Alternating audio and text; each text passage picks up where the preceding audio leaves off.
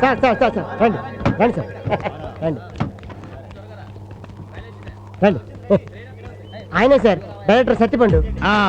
ఇక్కడి నుంచి ఇలా ప్లాన్ చేసుకుని ఇలా ముందుకెళ్ళి దింపేస్తే సరిపోతుంది.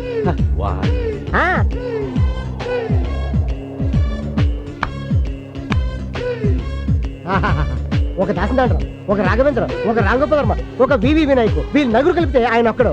ఆయన పెట్టే యాంగిల్ అని తెలిసిపోతుంది కదా. రండి రండి చెప్తాను రండి. ఈ రష్యన్ యాంగిల్ అయితే ఓహో నో నో నో.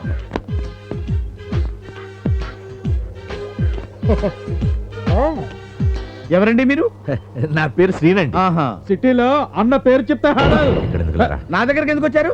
అదే మీతో చిన్న విషయం మాట్లాడదామని. ఏం లేదండి, శ్రీను గారు మీ డైరెక్షన్ లో ఒక సినిమా చేద్దాం అంటున్నారు. బుద్ధుందా నీకు? నాయుడు గారికి ఏం సమాధానం చెప్తాను రా నేను? దత్తు గారికి ఏం సమాధానం చెప్తాను రా? దాసర్ గారికి ఏం సమాధానం చెప్తాను రా? నువ్వు ఒక టెక్నీషియన్ లేదా? కామన్ సెన్స్ ఉందా నీకు? సార్ ఆయన పెద్ద ప్రాజెక్టులు, ఈయనేమో చిన్న ప్రాజెక్టు. మీరు ఏదైనా చేస్తే వాళ్ళకేమో ఇది వస్తుంది, మనకేమో ఇది వస్తుంది. వస్తున్నా ఏదో చిన్నవాడా సార్, మీ అంత రేజ్ కాకపోయినా మీ ఫ్యామిలీలో ఒక మెంబర్ అనుకుని ఈ చిన్న help. Okay okay okay sentiments తో పడేస్తున్నారయ్యా.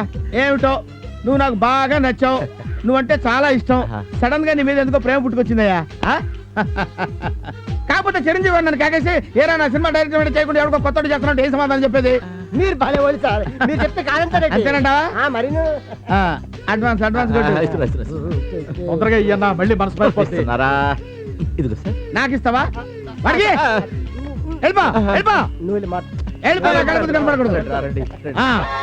సార్ నా బట్టలు ఇవ్వండి సార్. షూటింగ్ మధ్యలో బాత్రూమ్ కని బయటకు వస్తే నా కోటు నా టోపీ లాక్కొని ఈ ఫైల్స్ నా చేతికి ఇచ్చారు. నా బట్టలు ఇవ్వండి సార్, అవతల నా వేషం పోతుంది.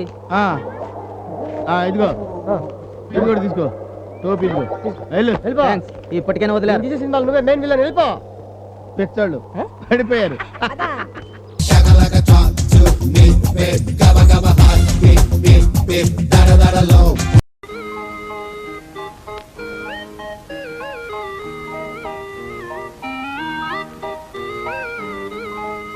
రాజుగారు, రాజుగారు, ఏంటి? ఈ అమృతాంజనం కొంచెం వీపుకి రాస్తారా? నో, మా గ్రేసికి నేను ఒట్టేసాను. పోనీ ఈ కొబ్బరి నూనె కాళ్ళకు రాయండి. చుట్టుకు రాసి జడయొద్దు, మెడకి రాసి మర్దన చేయండి చాలు. నేను అలాంటి వెధవ పనులు చేయను. ఫ్యామిలీ డ్రామా అన్నాక ఇలాంటివన్నీ తప్పవండి. మరి ఫ్యామిలీ డ్రామా అంటే అది మన అగ్రిమెంట్ లో ఉందా? అయినా నేను మా గ్రేసికి ఒట్టేసాను. ఏంటయ్యా పెద్ద ఒట్టేసేసానంటూ ఓవర్ అయిపోతున్నావు. ఇదిగో నువ్వు మరణించి మీ గ్రేసి దృష్టిలో 3 రోజులైంది తెలుసా? ఏంటి?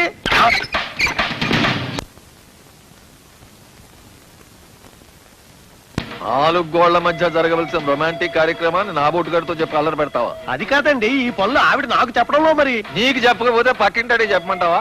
అసలు ఆవిడ ఎవరో? మాట్లాడేవంటే కాల్చి పారేస్తాను. ఆ మాట అనకండి. అమ్మాయి, నేను ఇక్కడే గుమ్మం దగ్గర స్టూల్ మీద కూర్చుంటాను. అలాగే. మళ్ళీ ఏమైనా న్యూసెన్స్ చేశాడా వెంటనే నాకు వచ్చి చెప్పు. గన్నతో కాల్చేస్తా. తలుపేసుకోండి తలుపేసుకోండి.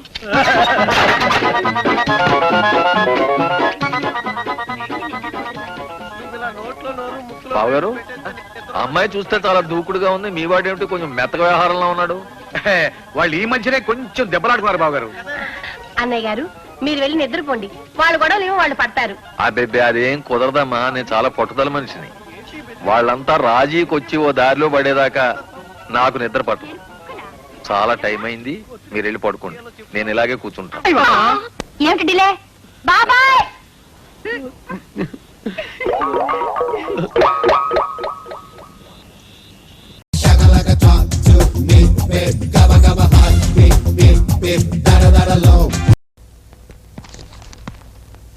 నమస్కారం సార్. మీరు ఇంట్లో ఉంటారో ఉండరో అనుకుంటూ వచ్చాను సార్. నమస్కారం, కూర్చోండి. అదే నా కేసు వాయిదా ఎప్పుడు పడిందో తెలుసుకుందామని వచ్చాను సార్. ఇంట్లో ఉండకుండా ఎక్కడికి వెళ్తాను? అదే కోర్టుకు వెళ్ళిపోయి ఉంటారేమో అని అనుకున్నాను. చెప్పాను కదయ్యా, నీ కేసు వాయిదా వచ్చే నెలలో పడిందని. డేట్ ఇంకా రాలేదు. వామ్మో, ఈయన ఎవరి కేసు ఎవరికి వాదిస్తాడో, ఈయన వాదన విని జడ్జి గారు ఎవరికి వేయాల్సిన శిక్ష ఎవరికి వేస్తాడో, నా కర్మ ఎలా ఉందో. నమస్కారం సార్, వెళ్ళొస్తాను సార్. ఇవాళ కోర్టుకి ఎందుకు వెళ్తానయ్యా? ఆదివారం అయితే సండే కదా. నమస్కారం. వెళ్ళండి వెళ్ళండి. ఆ? ఏడి వెళ్ళిపోయాడా? అన్నం ఎందుకు తిన్నావు? కడుపులో ఆకలి మండిపోతుంటే వస్తున్నా.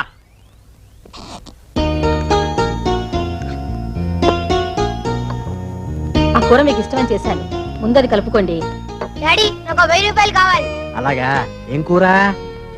కాకరకాయ కారం పెట్టిన కూర. షటప్. నీకు ఇప్పుడు ఎందుకు 1000 రూపాయలు? ఎందుకేంటి? పాకెట్ ఖర్చులకి. కాకరకాయ కారం పెట్టిన కూర బాగుంటుంది, ఇంకొంచెం వెయ్యి. వేసావా? దాని పెళ్లి సంగతి ఏమైనా ఆలోచిస్తున్నారా? ఆడపిల్లకి తొందరగా పెళ్లి చేసి బయటికి పంపించాలండి. చంపుతా. పాకెట్ ఖర్చులో నీకు 1000 రూపాయలు ఎందుకురా? అక్కకైతే ఎంత అడిగినా ఇస్తాం. ఏడిసావులే. పెళ్లి చేసి పంపడానికి పెళ్లి కొడుకులు దొరకద్దు.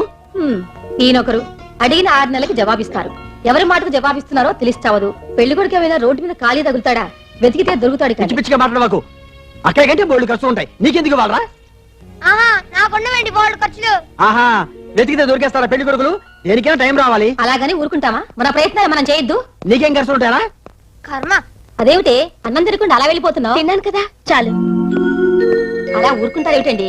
దాని 4 చివాట్లు వేయక. ఏంటి మన ప్రయత్నాలు మనం చేసేది? నేను కోర్టుకు వెళ్ళటం మానేసి పెళ్లి కొడుకుల చుట్టూ తిరగమంటావా? మీరొకరు.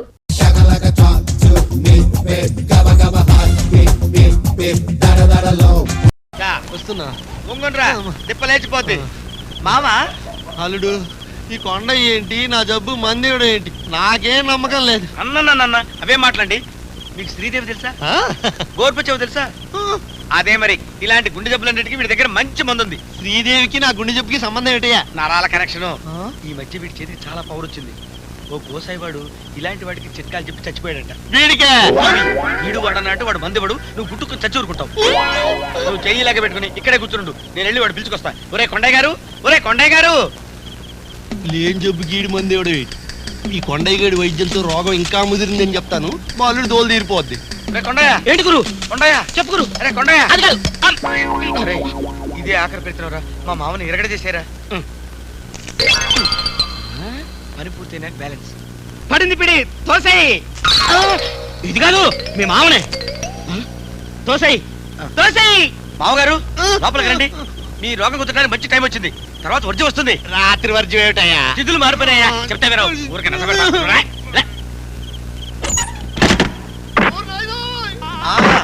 రోగం రాగం రూపంలో వస్తుంది. ఈ దెబ్బకి శ్రీదేవి కనిపించుంటుంది, ఈ దెబ్బకి భానుమతి కనిపించుంటుంది. ఇది కాకిరమాల, కన్నాంబ, దేవికారాణి. ఇదేంటి తాకి నుంచి మూకీకొచ్చింది? సౌండ్ ఏర్పడలేదు. చచ్చిపోయాడా? బతికే ఉన్నాడు. ఇచ్చేవాడి కొడుకు ఇచ్చే. ఫినిష్. అది మామగారు మామగారు మామగారు. ఇదేంటి కొండయ్య? మా మామగారు అజంతా శిల్పంలో అయిపోయాడు. పడింది పిడి. చూసు కదా ఈ లెవెల్లోనే ఉంటాడు. ఇంటికి తీసుకెళ్తా? సూర్యోదయం అయ్యే వరకు రోజు కదలడానికి లేదు. ఏ ఆ తర్వాత ఆలోచిద్దాం. మోసుకెళ్ళడానికి 2 కావాలో 4 కావాలో. అదేంటి కొండయ్య? మా మామయ్య బతుకు పిల్లల బదిలీ అయిపోయింది. మందు పని చేయటం ప్రారంభించింది. అయ్యో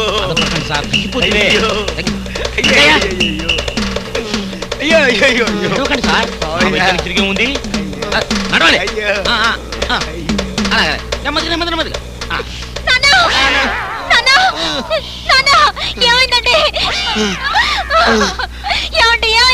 ఏం చెప్పమంటారంటమ్మా? పడింది పిడి. మీ నాన్న 2 గంటలు రెస్ట్ తీసుకుంటే 1 గంట తగ్గిపోతుంది. ఈ నోంట్లో ఉన్న రెడ్ రక్త కణాలని బెలాక్ రక్త కణాలు, వైట్ రక్త కణాలని బులుగు రక్త కణాలు మారిపోయాయి. అయ్యో 24 గంటలు ఏదో పని చేస్తూనే ఉండాలంట. ఆఖరికి పాకి పనైనా చేస్తున్నారంట. పని చేయకపోతే ఫుడ్ పెట్టకూడదు, ఫుడ్ పెట్టకపోతే మీ నాన్న బతకడు. ఇంకా చూస్తావేంటే? తీసుకెళ్ళి ఎట్లా తోవిచ్చు తోవిచ్చు. మన గెదెలు లేవు కదా, ఊళ్ళో వాళ్ళ గెదెల్ని కడిగించు, ఊళ్ళో వాళ్ళ దొడ్లన్నీ కడిగించు.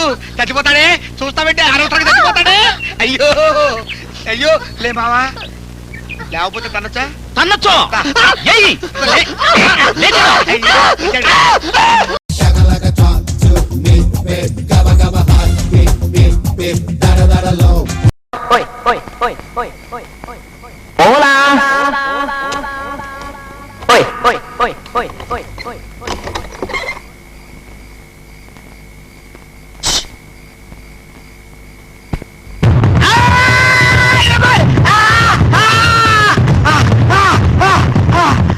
మంట మంట ఎక్కడైతే కుడికంటే ఒకటే మంట తట్టుకోలేకపోయా. ఒకటి నా కంట్లో లైట్ వేసానండి, కళ్ళు చిదిరిపోయాయండి, కళ్ళు మంటలెక్కిపోతున్నాయి బాబోయ్. ఇంత పెద్ద లైట్ అండి బాబోయ్. నీ పర్మిషన్ లేకుండా నీ కళ్ళలో లైట్ వేసిన ఎదగవాడు ఎవరైతే మీ దగ్గరికి ఎందుకు వస్తారు సార్? మీరు కానిస్టేబులే సార్. మా కానిస్టేబుల్ ఏమయ్యా అతని కళ్ళల్లో లైట్ వేసావా లేదా? అసలు ఏం జరిగిందంటే ఆన్సర్ టు ద పాయింట్. అతని కళ్ళలో లైట్ వేసావా లేదా? వేశాను సార్. వేశాను అని నేరస్తులు ఒప్పుకుంటే ఇంకేమిటి కేసు రాసేస్తాను. నీ అబ్బా అసలు లైట్ ఎందుకు వేశానో తెలుసుకోకుండా కేసు రాస్తావా? వీడు ఒక ఇంటి తలుపులు బద్దలు కొడుతుంటే లైట్ వేశాను. అవునా? అది తర్వాత సంగతి సార్. అసలు నా కళ్ళలో లైట్ ఎందుకు వేశాడు దానికి కేసు రాయండి సార్. లాగేస్తావా?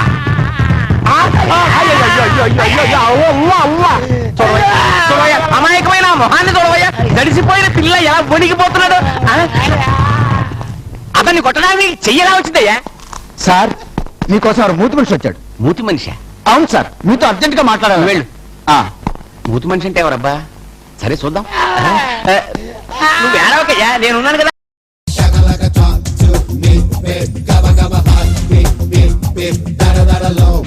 ఫ్యాషన్ ఫుట్వేర్ వీటిలో విశేషం ఏమిటంటే బులుగు, పచ్చ, పసుపు, నలుపు ఇలా ఎన్నో రంగులు దొరుకుతాయి. నడిచెట్టు బృచ్చాలు మెత్తగా ఉంటాయి. వీటి షేప్ చూస్తుంటే ముందు చిన్నదిగాను వెనక పెద్దదిగాను ఉంది. అందుకే ఏ వయసుకైనా ఏ సైజుకైనా సూట్ అవుతాయేమో. ఇంత తేలిగ్గా ఉంది, తొందరగా అరిగిపోతాయేమో. మీరు వేసుకోకుండా ఉంటే 5 years గ్యారంటీ. దీని రేటు 199 రూపీస్ 99 పైసే మాత్రమే.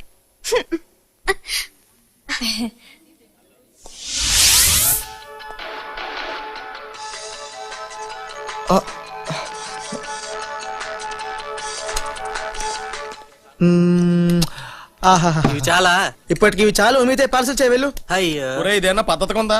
పిడకల పేచినట్టు పేర్చుకుని తింటున్నాం. ఇది తీసుకెళ్లి బయట ఇస్తే 100 మంది పేదలు పండుగ చేసుకుంటారు. ఊరికే దిష్టి పెట్టకురా. చీనోర్ మీద దిష్టికే దిష్టి వెళ్తే అలా డైరెక్ట్ గా టీవీలో దూరేస్తున్నావు. ఎక్కడి నుంచి కూడా కనపడుతుంది. రే ఎల్బీ స్టేడియం లో క్రికెట్ మ్యాచ్ ఉంది. ఓహో ఈ మధ్య స్టేడియంలో క్రికెట్ కూడా ఆడుతున్నారా? రే అమ్మాయి క్రికెట్ అంటే చాలా ఇష్టం. ఖచ్చితంగా స్టేడియం కి వస్తుందిరా. ఏం మాట్లాడుతున్నారా? తన ఇంట్లో కూర్చొని టీవీలో చూస్తే టీవీలో అయితే అన్ని రీప్లే వేస్తారా, స్టేడియంలో అయితే కుదరవు. అందుకని టీవీ ప్రిఫర్ చేస్తున్నారు ఈ మధ్యన. రే నా లవ్ కి హెల్ప్ చేస్తానని చెప్పి మీరు అందరూ జోకులు వేస్తున్నారా? నా దగ్గర ఒక ఐడియా ఉంది.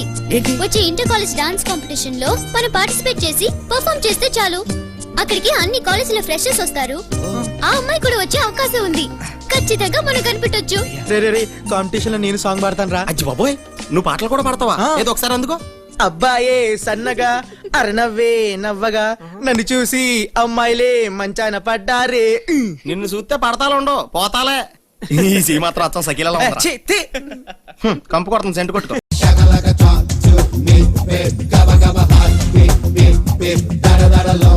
ఒక బ్యాడ్ న్యూస్, ఒక గుడ్ న్యూస్. ఏది ముందు చెప్పమంటారు? గుడ్ న్యూస్ ముందు చెప్పు. నిన్న జరిగిన గన్నీ బుక్ సన్మానం గురించి పేపర్ వాళ్ళు బ్రహ్మాండంగా రాశారు. కవర్ చేయగా ఏం చేస్తారా? అలా కవర్లు పంపించాను కదా. మరి బ్యాడ్ న్యూస్ ఏంటి? మీ కోర్టు నుంచి అరెస్ట్ వారెంట్ వచ్చింది సార్. మినిస్టర్ కదా, నన్ను ఎలా అరెస్ట్ చేస్తారా? అసెంబ్లీ స్పీకర్ పర్మిషన్ తో వచ్చారు సార్. ఎందుకు సార్ నన్ను పిలిపించారు? మీ మీద కేసు పెట్టారు. ఎవరు? నేను. ఎవరమ్మా నువ్వు? నిరుద్యోగిని. ఏంటి నీ ప్రాబ్లం? 1992వ సంవత్సరంలో, అది అక్టోబర్ నెల 2వ తేదీ, మహాత్మా గాంధీ విగ్రహం కింద పాలకొల్లు పట్టణంలో జరుగుతున్న బహిరంగ సభలో ఒక నాయకుడు, ఒక రాష్ట్ర మంత్రి, ఒక బాధ్యత గల మనిషి, ఒక బిగ్ జెంటిల్మెన్ మాట్లాడుతూ ప్రతి ఒక్కరూ చదువుకోవాలి, అలా చదువుకున్న ప్రతి ఒక్కరికి ఉద్యోగం ఇప్పిస్తాను అని మహాత్మా గాంధీ మీద ప్రమాణం చేస్తున్నాను అని దిస్ బిగ్ హానరబుల్ జెంటిల్మెన్ వాగ్దానం చేశాడు యువర్ ఆనర్. ఆ వాగ్దానాన్ని నమ్మిన నా కన్న తండ్రి నా కోసం, నా చదువు కోసం ఉన్న ఆస్తిని, ఉన్న ఇంటిని, ఒక మేకను, 2 కోళ్లను, ఒక బండిని, ఒక సైకిల్ని, చివరికి నా పెళ్ళ మెడలో మంగళసూత్రాలు తెగనమ్మి డిగ్రీ సంపాదించాను యువర్ ఆనర్. yes 1996వ సంవత్సరంలో సరిగ్గా మే మాసం అర్ధరాత్రి 12 గంటలకు ఒక్కసారిగా నా పెళ్ళం ఉరివేసుకుని చచ్చిపోయింది your honour. Because of this honourable gentlemen. దారిద్ర్యాన్ని భరించలేక నా కన్న తండ్రి ఆత్మహత్య చేసుకున్నాడు. అది చూసి నా తల్లి చనిపోయింది. ఈ 3 హత్యలకు కారణం this honourable minister your honour. yes this honorable minister. కానీ నాకు ఇంతవరకు ఉద్యోగం రాలేదు your honour. So your honour, section 306, 307, 308 ఏ ప్రకారం 3 హత్యలు చేసిన ఈ మనిషికి ఒక్కొక్క హత్యకు 14 ఇయర్స్ చొప్పున 14 into 3 42 ఇయర్స్ 42 సంవత్సరాలు ఏకకాలంలో కఠిన కారాగార శిక్ష విధించాల్సిందిగా, లేదా 3 సార్లు ఉరి శిక్ష వేయాల్సిందిగా, లేదా ఈ క్షణమే వాగ్దానం ప్రకారం నాకు ఉద్యోగం ఇప్పించాల్సిందిగా మీకు మనవి చేసుకుంటున్నాను. That's all your honour. ఇది ఆగస్ట్ 29, 2007. ఈ నిరుద్యోగికి ఉద్యోగం ఇప్పిస్తానని చేసిన ప్రామిస్ని నిలబెట్టేదాకా ఈ మినిస్టర్ ఈ నిరుద్యోగికి నెలకు 25,000 శాలరీ చెల్లించాలి. ఇది బరువెక్కిన బండ లాంటి గుండెతో బల్లగుద్దీనే చెప్పే బలమైన తీర్పు. Are you happy?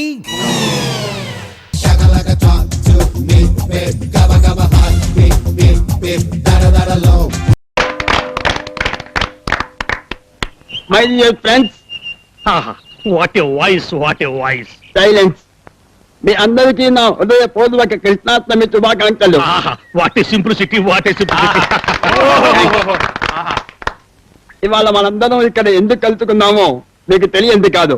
ఇవాళ Krishnashtami. Fantastic. What a memory, what a memory power. నేను పిలవగానే మీరందరూ పిల్ల జల్లాతో వచ్చినందుకు నాకెంతో సంతోషం. వాట్ ఏ గొప్ప మనసు. థ్యాంక్స్. మీరంతా గమనించే ఉంటారు, సాంప్రదాయ సిద్ధంగా ఉండాలనే ఐడియాతో డ్రెస్ కూడా వెరైటీగా వేశా. What a beautiful idea. Thanks sir, నాదో చిన్న రిక్వెస్ట్ సార్. చెప్పండి. అసలు కృష్ణాష్టమి అంటే ఏమిటో సెలవిచ్చి మా కళ్ళు తెరిపించండి సార్. ప్యూర్. అసలు కృష్ణాష్టమి అంటే ఏమిటంటే, here here. Sorry sir, please carry on. Never mind. అసలు కృష్ణాష్టమి అంటే ఏమిటంటే, చెప్పండి సార్, చెప్పండి చెప్పండి. అసలు కృష్ణాష్టమి అంటే నోర్మై అన్నానా? సారీ. Never mind. అసలు కృష్ణాష్టమి అంటే కృష్ణుని birthday. What an observation, what a brain.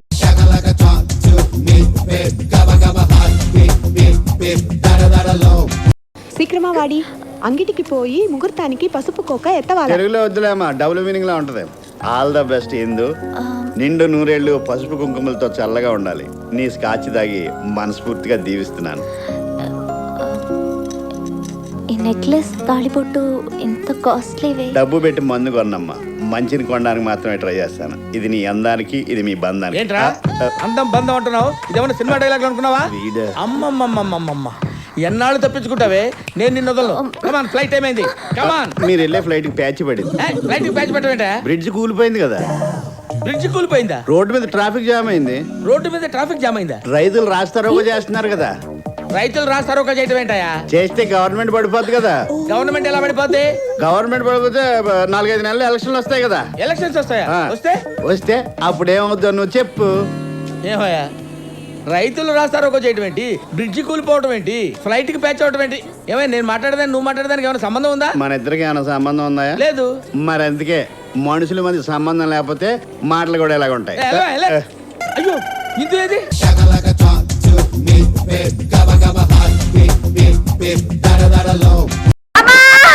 అయ్యో, కొట్ల గుబ్బలు చూస్తావేంట్రా? లేపు. నువ్వు వదిలేసే, మీరందరూ వదిలేసేయండి. నేను లేపుతాను.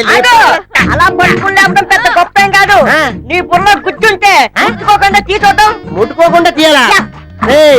ఈ ప్రపంచంలో ముట్టుకోకుండా ఎవరు తీయలేడురా. నోట్లోంచి లింగాల్ని, చేతిలోంచి పూర్తిని తీసే బాబా అన్నారు. ఆఫ్టర్ గోట్లో పట్టుకుని కాలు తీయడం పెద్ద లెక్క. భూమికి బెత్తుండో ఎత్తు మాట మాట్లాడు. తక్కువ అంచనా ఎక్కువ. ప్రపంచంలో ఉన్న పెద్ద పెద్ద మేధావులంతా పొట్టోళ్ళే. నువ్వెలా తీస్తావరా పొట్టోడా? బుర్ర బుర్ర ఉపయోగించి. బుర్రా మీ మామతోర్రా, నువ్వు లేపరా చూద్దాం. నువ్వు తప్ప నేను లేపు చూపిస్తాను. అన్నా లేపు. లేపు ఏమిస్తావు? నాదే మొక్క జరగండి, అత్తడికి ఇస్తుంది. అత్త ముందు నా కూతురు లేపండ్రా. లేపెత్తా, నీ కూతుర్ని చెత్తవా? ఇస్తలే లేపు. అమ్మా నువ్వే సాక్ష్యం. సరే